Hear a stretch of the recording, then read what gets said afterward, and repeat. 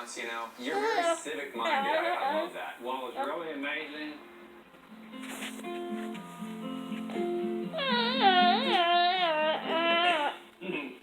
All right, hey, I understand. was in June. June was our last month. We had people come in from all the country. We had a man and woman from California drive in here, and she starts bawling. She said, "I had all that when I was a little girl." Aww. Yeah, that's what makes it all worthwhile. Num num, Seeing them carrot come juice. in and enjoy all that. It's almost like the Field of Dreams movie.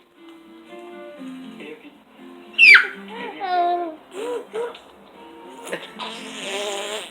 keep it in, but I've seen guys come in and cry too. Really? I'm the guy that's so excited. Danielle. Mark's number one, but In my book, it is. the fun part of collecting Mark's stories is the hunt. I've had 30 years of fun. Now I'm going to have 5 years of fun selling some of it.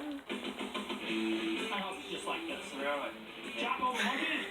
Yeah. We have here a lot more than just toys. I have original artwork, drawings. This is the drawing for the die in order to stamp out the toy. No, you're not getting out of there.